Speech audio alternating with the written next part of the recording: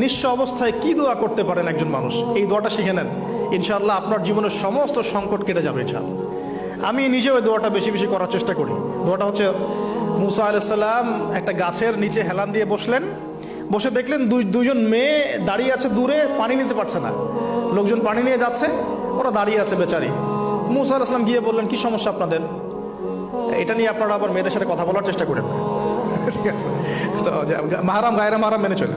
তারা বললেন যে আমাদের বাবা অনেক বৃদ্ধ মানুষ, আমরা পানি নিতে পারি না যতক্ষণ না আমাদের কম পানি নিয়ে চলে যায়।